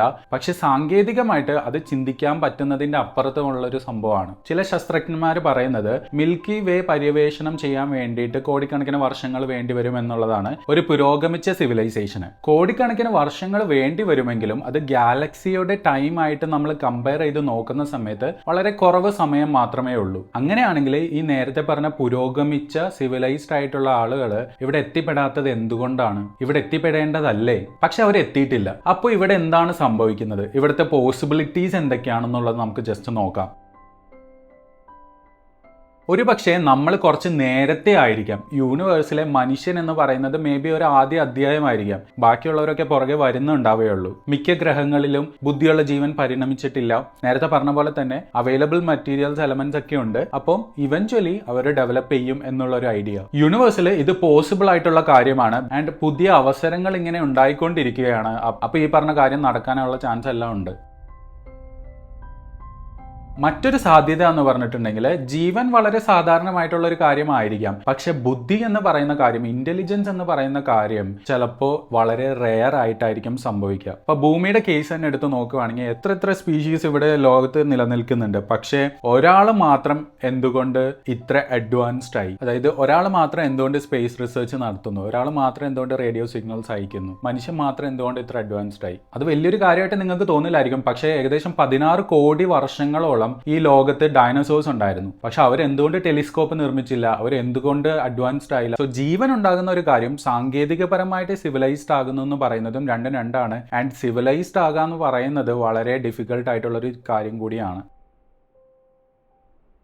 ഇപ്പോൾ ഏറ്റവും ഭയപ്പെടുത്തുന്ന ഒരു കാര്യമാണ് ദ ഗ്രേറ്റ് ഫിൽട്ടർ എന്ന് പറഞ്ഞിട്ടുണ്ടെങ്കിൽ. സിവിലൈസേഷൻ എന്ന് പറഞ്ഞ കാര്യം നേരിടേണ്ട കുറച്ച് ഘട്ടങ്ങളുണ്ടെന്ന് വിചാരിക്കുക. ജീവൻ ആരംഭിക്കണം, സങ്കീർണ ജീവികൾ ഉണ്ടാക്കണം, ബുദ്ധി പരിണമിക്കണം, സാങ്കേതിക വിദ്യ വികസിപ്പിക്കണം, സ്വയം നശിക്കാതെ അതിജീവിക്കണം, ബഹിരാകാശത്തേക്ക് വ്യാപിക്കണം. ഇങ്ങനെയുള്ള ഘട്ടങ്ങളിലൊക്കെ ഏതെങ്കിലും ഒരു ഘട്ടത്തിൽ ഇവര് ഫെയിലിയർ ആയി പോവുകയാണെങ്കിൽ അവരും മേ ബി അവിടെ വെച്ച് ഇല്ലാതാവാനുള്ള ചാൻസ് ഉണ്ടല്ലോ. ഒരു പക്ഷെ അവർ ന്യൂക്ലിയർ ബോംബ്സ് കൊണ്ട് അവർ സ്വയമേ മരിക്കുന്നുണ്ടാവാം, അല്ലെങ്കിൽ കാലാവസ്ഥ ദുരന്തങ്ങൾ കൊണ്ട് മരിക്കുന്നുണ്ടാവാം, അല്ലെങ്കിൽ നിയന്ത്രണം വിട്ട ആർട്ടിഫിഷ്യൽ ഇന്റലിജൻസ് കൊണ്ട് മരിക്കുന്നുണ്ടാവാം, അല്ലെങ്കിൽ നമുക്ക് സങ്കല്പിക്കാൻ പോലും പറ്റാത്ത എന്തെങ്കിലും ഒരു കാരണം കൊണ്ട് എക്സ്റ്റെൻഡ് ആയി പോയിട്ടുണ്ടാവാം. ഇതിനെ നമ്മൾ ഭയക്കേണ്ട ഒരു കാര്യം തന്നെയാണ്. ബിക്കോസ് ഇങ്ങനൊരു സംഭവം നമുക്ക് വേണമെങ്കിലും സംഭവിക്കാവുന്നതേ ഉള്ളൂ. സിവിലൈസ്ഡ് ആയിട്ടുള്ള ഏലിയൻസ് ഉണ്ടാവാം. പക്ഷെ ദൂരം എന്ന് പറയുന്ന കാര്യം അവരെയും നമ്മളെയും തമ്മിൽ സെപ്പറേറ്റ് ചെയ്യുന്നതായിരിക്കാം. ചിലപ്പോൾ ഒരു 10,000 പ്രകാശ വർഷങ്ങൾക്ക് അകലെ ആയിരിക്കും അവരെങ്കിൽ ഒരു സിഗ്നൽ നമ്മൾ ഇവിടെ നിന്ന് അങ്ങോട്ട് അയക്കുവാണെങ്കിൽ ഒരു 10,000 പ്രകാശ വർഷങ്ങൾ എടുക്കും അവിടെ എത്താൻ വേണ്ടിയിട്ട്. തിരിച്ചും 10,000 എടുക്കും. അപ്പോൾ ടോട്ടൽ ഒരു 20,000 പ്രകാശ വർഷങ്ങൾ ഉണ്ടെങ്കിൽ മാത്രമേ ഒരു സിംഗിൾ സിഗ്നൽ അങ്ങോട്ടും ഇങ്ങോട്ടും കൊടുക്കാൻ പറ്റുള്ളൂ. അപ്പോൾ at the same time 2 generations നിലനിൽക്കുക എന്നുള്ളത് പോസിബിൾ ആവില്ല. ചിലപ്പോൾ നമ്മൾ അയച്ച സിഗ്നൽ എത്തുന്ന സമയത്ത് ആ എൻറ്റയർ സിസ്റ്റം എന്ന് പറയുന്നത് കൊളാപ്സ് ആയിട്ടുണ്ടാവാം. ഒരു രസകരമായിട്ടുള്ള കാര്യം എന്ന് വെച്ചാൽ നമ്മൾ റേഡിയോ സിഗ്നൽസ് ആയിരിക്കും ചിലപ്പോൾ നോക്കുന്നുണ്ടാവുക, പുറത്തുനിന്ന് റേഡിയോ സിഗ്നൽസ് വരുന്നുണ്ടോ ഇല്ലയോ എന്നുള്ള കാര്യം. പക്ഷെ ഒരു ഏലിയൻ ലൈഫ് ഈ റേഡിയോ സിഗ്നൽസ് യൂസ് ചെയ്യുന്നില്ലെങ്കിലോ? ഒരു 100 വർഷം മുമ്പ് നമുക്ക് റേഡിയോ വളരെ പ്രധാനപ്പെട്ട ഒരു കാര്യമായിരുന്നു. ഇപ്പോഴാണെങ്കിൽ fibre optics, laser communication, quantum communication എന്ന ആശയങ്ങളൊക്കെ വളരെയധികം നമ്മൾ പഠിക്കുന്നുണ്ട്. ചിലപ്പോൾ നമ്മൾ അന്വേഷിച്ചുകൊണ്ടിരിക്കുന്ന ഈ ഒരു ലൈഫ് ഫോം ഉണ്ടല്ലോ, നമ്മൾ യൂസ് ചെയ്തുകൊണ്ടിരിക്കുന്ന എല്ലാ ടെക്നിക്കുകളും 1000 വർഷം മുമ്പ് തന്നെ ഉപേക്ഷിച്ചിട്ടുള്ളതാണെങ്കിലോ, അവരിപ്പോൾ ഉപയോഗിക്കുന്നത് നമുക്ക് ഇമാജിൻ പോലും ചെയ്യാൻ പറ്റാത്ത ടെക്നോളജികളാണെങ്കിലോ? അടുത്ത ഒരു പോസിബിലിറ്റി എന്ന് പറയുന്നത് വളരെ ഫൺ ആയിട്ടുള്ളൊരു കാര്യമാണ്. നമ്മൾ അവർ കാണുന്നുണ്ടാവാം, പക്ഷേ അവർ മൈൻഡ് ചെയ്യാതെ ഇരിക്കുന്നതായിരിക്കാം. ഒരു വന്യജീവി ഗവേഷകൻ എന്ന് പറയുന്നത് ഒരു കാട്ടിലെ മൃഗങ്ങളെ പല രീതിയിൽ പ്രൊട്ടക്ട് ചെയ്യുന്നുണ്ടാവാം, പക്ഷേ അവരുമായിട്ട് സംസാരിക്കുകയോ ഇന്ററാക്ട് ചെയ്യുകയോ ഒന്നും ചെയ്യുന്നില്ല. അതുപോലെ നമ്മളും ഒരു കോസ്മിക് നേച്ചർ റിസർവ് ആയിട്ടാണ് അവർ കൺസിഡർ ചെയ്യുന്നതെങ്കിലോ? ഇതിൽ ഏതായിരിക്കും ശരി, ഏതായിരിക്കും കൂടുതൽ അക്യുറേറ്റ് എന്നൊന്നും നമുക്ക് പറയാൻ പറ്റില്ല. ഇതൊക്കെ ജസ്റ്റ് പോസിബിലിറ്റീസ് മാത്രമാണ്. ആൻഡ് പാരഡോക്സിന്റെ ഒരു ഫൺ എന്ന് പറയുന്നതും ഇതൊക്കെ തന്നെയാണ്. 1950 ഫെർമി ഈ ഒരു ക്വസ്റ്റ്യൻ ചോദിക്കുമ്പോൾ, അതായത് വേർ ഈസ് എവറിബഡി എന്നുള്ളൊരു ക്വസ്റ്റ്യൻ ചോദിക്കുമ്പോൾ ഒരു എക്സോ പ്ലാനറ്റ് പോലും കണ്ടുപിടിച്ചിട്ടുണ്ടായിരുന്നില്ല. പക്ഷെ ഇന്ന് നമുക്ക് 100 കണക്കിന് എക്സോ പ്ലാനറ്റ്സിനെ പറ്റി അറിയാം. പുതിയ ടെലിസ്കോപ്പുകൾ, പുതിയ സ്പേസ് മിഷൻസ്, പുതിയ സാങ്കേതിക വിദ്യകൾ, അന്വേഷണം എന്ന് പറയുന്നത് ഓരോ വർഷം മെച്ചപ്പെട്ടുകൊണ്ടിരിക്കുകയാണ്. ആൻഡ് ചിലപ്പോൾ ഒരു ഏലിയൻ സിഗ്നൽ നമ്മളെ തേടി ഇപ്പോൾ വന്നുകൊണ്ടിരിക്കുന്നുണ്ടാവുക. മേ ബി അതൊരു റേഡിയോ സിഗ്നൽ ആയിരിക്കാം, അല്ലെങ്കിൽ അതൊരു മൈക്രോബ് ആയിരിക്കാം, ഏതെങ്കിലും ഒരു ഫോമിലായിരിക്കാം. ഈ നിമിഷം ഭൂമിയിൽ നിന്നും പല ടെലിസ്കോപ്പുകൾ സ്പേസിലേക്ക് വെച്ചിരിക്കുകയാണ്. അത് ജസ്റ്റ് ഇമേജസ് എടുക്കാൻ വേണ്ടി മാത്രമല്ല, അവിടെ നിന്നുള്ള സിഗ്നൽസ് ക്യാപ്ചർ ചെയ്യാൻ വേണ്ടി കൂടിയാണ്. ഒരു രസകരമായിട്ടുള്ള ഒരു കാര്യം എന്താണെന്ന് വെച്ചാൽ, നമ്മൾ വർഷങ്ങളായിട്ട് യൂണിവേഴ്സിലേക്ക് നമ്മളുടെ സിഗ്നൽസ്, നമ്മുടെ സ്വന്തം സിഗ്നൽസ് ഇങ്ങനെ അയച്ചുകൊണ്ടിരിക്കുകയാണ്. ആദ്യകാല റേഡിയോ ബ്രോഡ്കാസ്റ്റുകൾ, പഴയ ടെലിവിഷൻ പരിപാടികൾ, റഡാർ സിഗ്നൽ, സാറ്റലൈറ്റ് കമ്മ്യൂണിക്കേഷൻസ്, ഇവയെല്ലാം ഭൂമിയിൽ നിന്നിങ്ങനെ യാത്ര ചെയ്തുകൊണ്ടേയിരിക്കുകയാണ്. ഇമാജിൻ 100 പ്രകാശവർഷം അകലെ ഒരു സിവിലൈസേഷൻ ഉണ്ട്. ഒരു ഏലിയൻ കമ്മ്യൂണിറ്റി ജീവിച്ചിരിപ്പുണ്ട്. അവർക്കാണെങ്കിൽ ഒരു പവർഫുൾ ആയിട്ടുള്ള ഒരു ടെലിസ്കോപ്പ് ഉണ്ട്, ഒരു റേഡിയോ ടെലിസ്കോപ്പ് ഉണ്ടെന്ന് വിചാരിക്കുക. അപ്പോൾ നമ്മൾ ഭൂമിയിൽ നിന്നും 1920കളിലും 1930കളിലും പോയിട്ടുള്ള റേഡിയോ സിഗ്നൽസ് അവരിപ്പോൾ ഡിറ്റക്ട് ചെയ്തുകൊണ്ടിരിക്കുകയായിരിക്കും. അതായത് അവർ മനുഷ്യരുണ്ടെന്ന് മനസ്സിലാക്കുന്നത് ഈ ആദ്യകാല റേഡിയോ സിഗ്നൽസിൽ കൂടിയാണ്. 2 ചെറിയ സ്പേസ് ക്രാഫ്റ്റ് എർത്തിൽ നിന്നും പോയിട്ടുണ്ട്. അതാണ് വോയേജർ 1 ആൻഡ് വോയേജർ 2. അവയുടെ പ്രധാന ദൗത്യം എന്ന് പറഞ്ഞിട്ടുണ്ടെങ്കിൽ മറ്റുള്ള പ്ലാനറ്റ്സിനെ പഠിക്കുക എന്നുള്ളതായിരുന്നു. പക്ഷേ അവയിൽ ഒന്നും കൂടി ഉണ്ടായിരുന്നു, ഒരു സ്വർണ്ണ നിറമുള്ള ഡിസ്ക്, ദ ഗോൾഡൻ റെക്കോർഡ്. അതിൽ എന്തൊക്കെയുണ്ടെന്ന് അറിയാമോ? ഭൂമിയിലെ ശബ്ദങ്ങൾ, കാറ്റിന്റെ ശബ്ദം, മഴ, കടൽ തീരങ്ങൾ, കുട്ടിയുടെ കരച്ചിൽ, മനുഷ്യന്റെ ചിരി, വിവിധ ഭാഷകളിലെ ആശംസകൾ, സംഗീതം, ഭൂമിയുടെ ചിത്രങ്ങൾ. പക്ഷെ കോടിക്കണക്കിന് വർഷങ്ങൾക്ക് ശേഷം ചിലപ്പോൾ ഇത് ആരെങ്കിലും കണ്ടെത്തുമായിരിക്കും, ചിലപ്പോൾ ആരും കണ്ടെത്തില്ലായിരിക്കും. ഇനി കണ്ടെത്തിയാൽ നമ്മൾ ഇവിടെ ഉണ്ടായിരുന്നു എന്ന് പറയുന്നതിന്റെ ഒരു സന്ദേശമാണത്. ഏലിയൻസിനെ കണ്ടെത്താനുള്ള ഏറ്റവും എളുപ്പമാർഗം ദൂരേക്ക് നോക്കുക എന്നുള്ളതിനേക്കാൾ ഉപരിയായിട്ട് സ്വന്തം അയൽപ്പക്കത്തുള്ള ആൾക്കാരെ നോക്കുക എന്നുള്ളതും ഇമ്പോർട്ടന്റ് ആണ്. അതുകൊണ്ടാണ് നമ്മൾ മാർസിനെ ഇത്രയും അധികം പഠിക്കുന്നത്. ഒരു സമയത്ത് നദികളും തടാകങ്ങളും ചിലപ്പോൾ സമുദ്രങ്ങൾ പോലും ഉണ്ടായേക്കാവുന്ന ഒരു ഗ്രഹമാണ് നമ്മളുടെ മാർസ് എന്ന് പറഞ്ഞിട്ടുണ്ടെങ്കിൽ. മാർസിൽ റോവേഴ്സ് ഉണ്ട്, അത് ശിലകൾ ഇങ്ങനെ തുറന്നുകൊണ്ടിരിക്കുന്നു, അതിനകത്തുള്ള സാമ്പിൾസ് കളക്ട് ചെയ്യുന്നു, എന്തെങ്കിലും മൈക്രോബ്സ് ഉണ്ടോ എന്ന് നോക്കുന്നു, എന്തെങ്കിലും ജീവികളുടെ അംശം ഉണ്ടോ എന്ന് നോക്കുന്നു. പക്ഷെ ഇതുവരെ തെളിവുകളൊന്നും ലഭിച്ചിട്ടില്ല, തെളിവുകൾ തെരഞ്ഞുകൊണ്ടിരിക്കുകയാണ്. എന്നാൽ പല ശാസ്ത്രജ്ഞന്മാരും കൂടുതൽ എക്സൈറ്റഡ് ആകുന്നത് മാർസിനെ കുറിച്ച് മാത്രമല്ല, അത് യൂറോപ്പയാണ്. അതായത് ജുപ്പിറ്ററിന്റെ ഒരു ചെറിയ മൂൺ. അതിന്റെ പുറത്ത് കട്ടിയുള്ള മഞ്ഞാണ്, പക്ഷേ ആ മഞ്ഞിന് താഴെയായിട്ട് നമ്മളുടെ സമുദ്രത്തിലുള്ളതിനേക്കാൾ കൂടുതൽ വെള്ളം ഉണ്ടാകുമെന്നാണ് കൺസിഡർ ചെയ്യുന്നത്. ഒന്ന് ആലോചിച്ച് നോക്കൂ, കോടിക്കണക്കിന് വർഷങ്ങളായിട്ട് ഉറഞ്ഞു കിടക്കുന്ന മഞ്ഞിന്റെ അടിയിലുള്ള വെള്ളത്തില് ചിലപ്പോൾ അവിടെ ഒരു ജീവൻ ഉണ്ടാവാൻ ചാൻസ് ഇല്ലേ? ഇനി സാറ്റേണിന്റെ മൂണായിട്ടുള്ള എൻസെലാഡസ്, അവിടെ നിന്ന് നമ്മൾ ഓർഗാനിക് മോളിക്യൂൾസ് കുറച്ച് കണ്ടുപിടിച്ചിട്ടുണ്ട്. അതൊരു വലിയ ഇമ്പോർട്ടന്റ് ഫാക്ടർ ആണ്. ചരിത്രത്തിൽ നമ്മൾ പലതവണയായിട്ട് ഇതാണ് അതിന്റെ തെളിവ്, ഇതാണ് അതിന്റെ തെളിവ് എന്ന് പറഞ്ഞിട്ട് പലതും കണ്ടുപിടിച്ചിട്ടുണ്ട്. ചില സിഗ്നൽസ് ഒക്കെ ആയിട്ട് ലോകം മുഴുവൻ എക്സൈറ്റഡ് ആയിട്ടുണ്ട്, പക്ഷെ പിന്നീട് നിരാശപ്പെട്ടിട്ടുണ്ട്. അത് ഏലിയൻസ് ആയിരിക്കുമെന്ന് എല്ലാവരും കരുതി, അത് പക്ഷെ കൂടുതൽ സങ്കീർണമാണ്.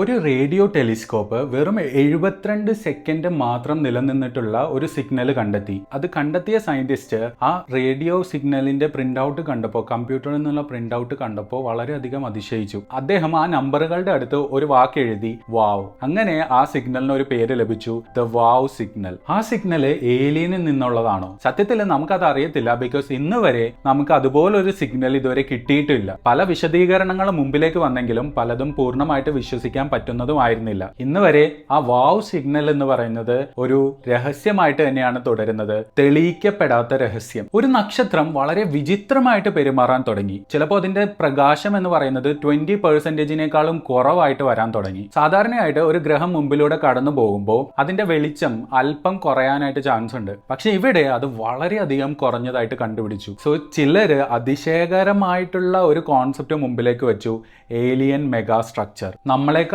വളരെയധികം അഡ്വാൻസ്ഡ് ആയിട്ടുള്ള ഏതെങ്കിലും ഒരു ഏലിയൻ സിവിലൈസേഷൻ ഉണ്ടെങ്കിൽ നമ്മളുടെ സ്റ്റാറിന്റെ പവർ അല്ലെങ്കിൽ എനർജി ക്യാപ്ചർ ചെയ്യാൻ വേണ്ടിയിട്ട് വലിയൊരു സ്ട്രക്ചർ ഉണ്ടാക്കിയിട്ടുണ്ടെങ്കിൽ എങ്ങനെ ഉണ്ടാകും? ഈ ആശയത്തിനെയാണ് ഡൈസൺ സ്പിയർ എന്ന് വിളിക്കുന്നത്. നമ്മളുടെ സോളാർ സിസ്റ്റത്തിലേക്ക് ഒരു വിചിത്രമായിട്ടുള്ള ഒരു സംഭവം വരികയുണ്ടായി. അതിനൊരു പേരിട്ടു ഓമുവ മുവ. ഹവായൻ ഭാഷയിൽ അതിന് ദൂരത്ത് നിന്നുള്ള ദൂതൻ എന്നാണ് അതിന്റെ അർത്ഥം. ഇത് മറ്റൊരു നക്ഷത്ര വ്യവസ്ഥയിൽ നിന്ന് വന്നതായിട്ട് സ്ഥിരീകരിച്ചു. സോ ഇതാണ് ആദ്യത്തെ ഇന്റർസ്റ്റെല്ലാർ ഒബ്ജക്റ്റ് എന്ന് പറഞ്ഞിട്ടുണ്ടെങ്കിൽ. അതിന്റെ രൂപം എന്ന് പറയുന്നത് വളരെ വ്യത്യസ്തമായിരുന്നു, ആൻഡ് അതിന്റെ ചലനവും എല്ലാവരെയും അതിശയപ്പെടുത്തി. അങ്ങനെ പലരും ഇതൊരു ഏലിയൻ പ്രോബ് ആണോ എന്ന് ചോദിക്കേണ്ടായി. മിക്ക തെളിവുകളും ഇതൊരു ഇന്റർസ്റ്റെല്ലാർ ഒബ്ജക്റ്റ് ആയിട്ട് തന്നെയാണ് കൺസിഡർ ചെയ്യുന്നത്. ഇതൊരു ഏലിയൻ ഒറിജിൻ ഉള്ളതാണോ അല്ലയോ എന്നുള്ള കാര്യം ഇപ്പോഴും പ്രൂവ് ചെയ്തിട്ടില്ല. ലോകം മുഴുവൻ വീണ്ടും ആവേശപ്പെട്ടു, ബിക്കോസ് വീനസിന്റെ അറ്റ്മോസ്ഫിയറിൽ ഫോസ്ഫൈൻ ഗ്യാസ് കണ്ടെത്തിയതായിട്ട് റിപ്പോർട്ട് ചെയ്തു. ഭൂമിയിൽ ഫോസ്ഫൈൻ ഗ്യാസ് എന്ന് പറയുന്നത് ചില സൂക്ഷ്മജീവികളുമായിട്ട് അസോസിയേറ്റഡ് ആണ്. അപ്പോ വീനസിലും ഇതുപോലെ തന്നെ ജീവൻ ഉണ്ടോ എന്നുള്ളൊരു ക്വസ്റ്റ്യൻ ഇവിടെ ചോദിക്കാനായിട്ട് തുടങ്ങി. ഇപ്പോഴും ഇതൊരു ഡിബേറ്റ് വേർത്തിയായിട്ട് തന്നെ തുടരുകയാണ്, ബിക്കോസ് അതിന്റെ സിഗ്നൽ എന്ന് പറയുന്നത് വളരെ കുറവായിരുന്നു. ചിലരാണെങ്കിൽ ഫോസ്ഫൈൻ ഗ്യാസ് ഉണ്ടായേക്കാം എന്നും പറയുന്നു. ഒരു മീറ്ററോയിഡ് മാർസിൽ നിന്നും ഭൂമിയിലേക്ക് എത്തി. ശാസ്ത്രജ്ഞന്മാർ അതിനകത്ത് സൂക്ഷ്മജീവികളുടെ പോലുള്ള ഫോസിൽസുകൾ കണ്ടെത്തിയതായിട്ട് പ്രഖ്യാപിച്ചു. അങ്ങനെ ലോകം മുഴുവൻ ആവേശം പടർന്നു. ഇതുപോലുള്ള ഘടകങ്ങൾ ജീവൻ കൊണ്ട് മാത്രം രൂപപ്പെടില്ല എന്ന് പല ശാസ്ത്രജ്ഞന്മാരും അഭിപ്രായപ്പെടുന്നു. അപ്പോൾ ഒരു ചോദ്യം, ഈ പറഞ്ഞ കാര്യങ്ങളെല്ലാം ഒരു പരാജയം പരാജയമാണോ? ഒരിക്കലുമല്ല. ഓരോ തെറ്റായിട്ടുള്ള കാര്യങ്ങളും നമ്മളെ കൂടുതൽ കൂടുതൽ അന്വേഷിക്കാനായിട്ട് പഠിപ്പിച്ചു, കൂടുതൽ നല്ല ടെലിസ്കോപ്പുകൾ ഉണ്ടാക്കാനായിട്ട് പ്രേരിപ്പിച്ചു, പുതിയ നല്ല പരീക്ഷണങ്ങൾ ഉണ്ടാക്കാനായിട്ട് ഹെൽപ്പ് ചെയ്തു. ശാസ്ത്രത്തിന്റെ സൗന്ദര്യം എന്ന് പറയുന്നത് അതിന്റെ ഉത്തരത്തിൽ തൃപ്തിപ്പെട്ടിരിക്കുക എന്നുള്ളതല്ല, അത് വീണ്ടും അന്വേഷിക്കും, വീണ്ടും മെച്ചപ്പെടുത്തും, വീണ്ടും അന്വേഷിക്കും, വീണ്ടും മെച്ചപ്പെടുത്തും എന്നുള്ളതാണ്. സോ അതുകൊണ്ടാണ് ഇതുവരെ സയന്റിഫിക് കമ്മ്യൂണിറ്റി ഒഫീഷ്യലി ഒരു ഏലിയനെ കണ്ടുപിടിച്ചു എന്ന് പ്രഖ്യാപിച്ചിട്ടില്ല. ബിക്കോസ് സയൻസ് എന്ന് പറയുന്നത് ഒരു ഉറപ്പില്ലാതെ ഉറപ്പാണെന്ന് പറയത്തില്ല. അതുകൊണ്ടാണ് നമുക്ക് ശാസ്ത്രത്തിൽ വിശ്വസിക്കാനുള്ള ഏറ്റവും വലിയ കാരണം എന്ന് പറഞ്ഞിട്ടുണ്ടെങ്കിൽ. പക്ഷെ ഒരു ദിവസം ഒരു പോസിറ്റീവ് ആയിട്ടുള്ള റിപ്ലൈ വരുമെന്നാണ് ഞാൻ പേഴ്സണലി പ്രതീക്ഷിക്കുന്നത്. ഒരു സിഗ്നൽ, ഒരു ഫോസിൽ, ഒരു ജീവകോശം, എന്തെങ്കിലും ഒരു അറ്റ്മോസ്ഫിയറിക് ഫീച്ചർ അല്ലെങ്കിൽ ഒരു ചിത്രം, ഇതിൽ ഏതെങ്കിലും ഒന്ന് ചരിത്രം മാറ്റി എഴുതിയേക്കാം. അന്ന് ലോകം എങ്ങനെ പ്രതികരിക്കും, മതങ്ങൾ എങ്ങനെ പ്രതികരിക്കും, ചരിത്രം എന്ത് പറയും, രാഷ്ട്രീയപരമായിട്ടുള്ള കാര്യങ്ങൾ എന്തായിരിക്കും, ആൻഡ് നമ്മുടെ ഭാവി എന്തായിരിക്കും? ബിക്കോസ് ഒരു ഏലിയനെ കണ്ടുപിടിക്കുന്ന ദിവസം നമ്മളൊരു മറ്റൊരു ജീവിയെ കണ്ടുപിടിക്കാൻ മാത്രമല്ല, നമ്മൾ നമ്മളെ തന്നെയുള്ള ഒരു ധാരണ മാറ്റിമറിക്കുകയാണ് ചെയ്യാൻ പോകുന്നത്. ഒരുപക്ഷെ ഈ നിമിഷം തന്നെ ആയിരക്കണക്കിന് പ്രകാശവർഷങ്ങൾക്ക് അകലെ അവര് നമ്മളെ അന്വേഷിച്ചുകൊണ്ടിരിക്കുകയായിരിക്കും, നമ്മൾ അവരെ അന്വേഷിക്കുന്ന പോലെ. ആൻഡ് പരസ്പരം കണ്ടുമുട്ടുന്നത് വരെ നമ്മൾ മുകളിലേക്ക് നോക്കിക്കൊണ്ടിട്ടുണ്ടെങ്കിൽ തീർച്ചയായും ലൈക്ക് ചെയ്യുക ആൻഡ് കമന്റ്സിൽ അഭിപ്രായങ്ങൾ പറയുക. ബിക്കോസ് ഇതുപോലുള്ള വീഡിയോസ് കൂടുതൽ ഉണ്ടാക്കണമെങ്കിൽ എനിക്ക് നിങ്ങളുടെ സപ്പോർട്ട് കൂടിയേ തീരൂ. ആൻഡ് ഏലിയൻസ് ഉണ്ടോ ഇല്ലയോ എന്നുള്ള കാര്യത്തിൽ നിങ്ങൾക്ക് എന്തെങ്കിലും ക്ലാരിറ്റി വന്നോ അല്ലെങ്കിൽ തോട്ട്സ് വന്നോ എന്നുള്ള കാര്യം കൂടി ജസ്റ്റ് കമന്റ്സിൽ അറിയിക്കുക. ഇഷ്ടംപോലെ ഇതുപോലത്തെ വീഡിയോസ് വരുന്നുണ്ട്, അതെല്ലാം കാണാൻ വേണ്ടിയിട്ട് സബ്സ്ക്രൈബ് കൂടി ചെയ്യുക. Thank you for watching.